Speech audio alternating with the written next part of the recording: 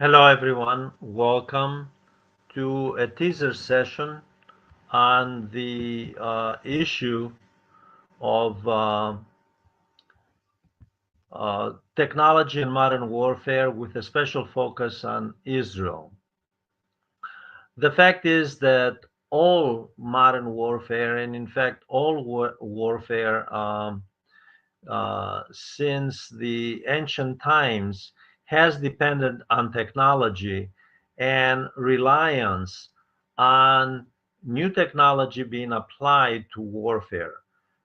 Throughout history, from the ancient times, in fact, all governments have sought to apply any new technology to gain an advantage to warfare. So this is no different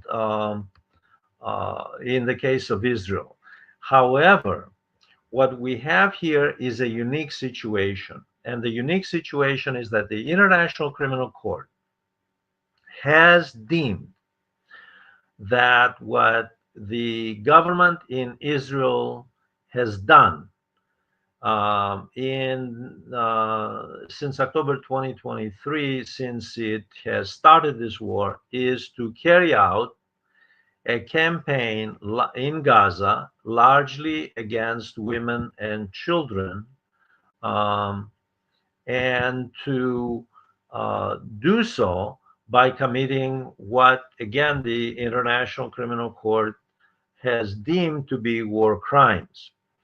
Um, Now, one could argue that all wars, and I agree with his thesis, by the way, are wars against civilians, and that all wars necessarily rely on the latest technology. I also agree with that thesis. The question here is the responsibility of corporations. And in this case, we're talking about very large corporations, some of the largest in the world. In modern warfare carried out in the 21st century, relying on artificial intelligence and drones and surveillance technology for precision targeting, and at the other end, in other words, the target is made up by and large, given the numbers of casualties, civilians.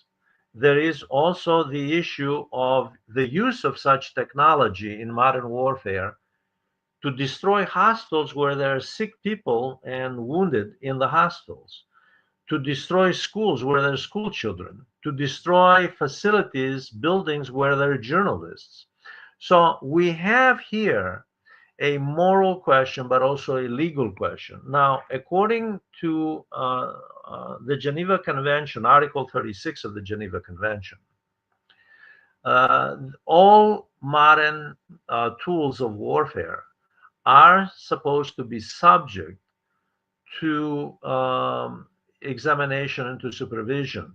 So the idea that that AI, and this is the case, this is the case right now, and drones and modern tools of warfare that are being used in Israel, but also other countries. But this is the case about Israel because its prime minister is wanted as a war criminal. By the way, that's the situation we have. Um, so what we have here is a situation where AI is not covered under the Geneva Convention, Article 36.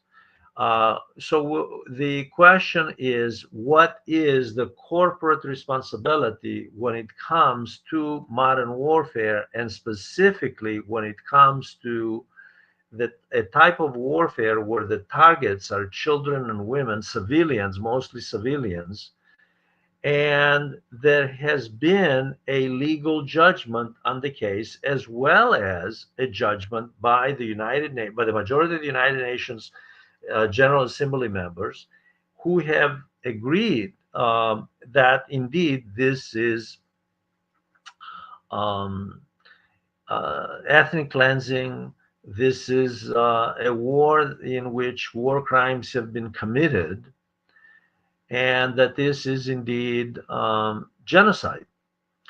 Uh, is the idea here to allow governments, the IDF in the case of Israel, to argue, well, it wasn't really us, it was an algorithm that was responsible for hitting that target where there are school children, or where there is a hospital, or where there are journalists, or where there are United Nations humanitarian workers. So there is a moral issue here behind all of this. And the moral issue behind all of this is that the international community has not come together to decide on this. Now, the reason is primarily is because the United States is the main sponsor of Israel. And the United States, instead of proceeding in a multilateral fashion with the other, especially the Security Council, with the other members of the Security Council, and then taking it to the General Assembly to determine what is the role of corporations in modern warfare. And are we going to allow just about anything? Now, I should point out, by the way, the first horrific experience on a mass scale where people were basically not just surprised, but reacted with horror in corporations and modern warfare was World War One, when chemical warfare was used. The Italians also used chemical warfare in Ethiopia in the 1930s. So and then of course the ultimate experiment in modern technology and science and industry, um, coming to fruition with the Manhattan Project, which produced the atomic bomb, and then two of those the United States used against Hiroshima and Nagasaki in Japan in August 6th and August 9th, 1945. So there is a larger issue here, and that is what is the responsibility of the companies themselves. Today, the fact is that the companies are playing increasingly a dominant role. It used to be that the government, in fact, in Israel itself, that the government had that dominant role. But now it's the companies playing a role. Specifically, by the way, there are three American companies: Google, Microsoft, and Amazon. But there are others. There are even Chinese. There's even a Chinese company involved in Israel. So this is not about any one country. Western companies are mostly involved. Mostly Silicon Valley companies are involved. Yes, this is all true. There is, by the way, there have been lawsuits. There have been lawsuits, especially in the United Kingdom, against some of these companies, charging them with complicity in genocide. Now, this is a legal issue. It's about international law. How do you go about this?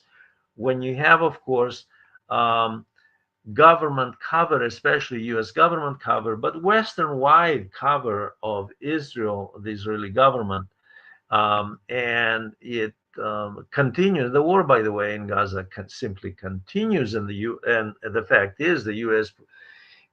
Has lately been bombing Yemen in the hope of weakening the Houthi rebels, Iranian supported Houthi rebels. But Israel has also been involved in Syria, trying to carve up a chunk of Syria, southern Syria, and arguing that it's really trying to protect Syria from Turkey up in the northern part of the country, northeast part of the country, where there's a large Kurdish population. And so they've used that as a pretext to continue. And the corporations are continuing. These companies, these Western companies, as well as, like I said, others involved in this all around the world, are involved in this very deeply. And it is all in the name of securing enormous profits. This is all about profits.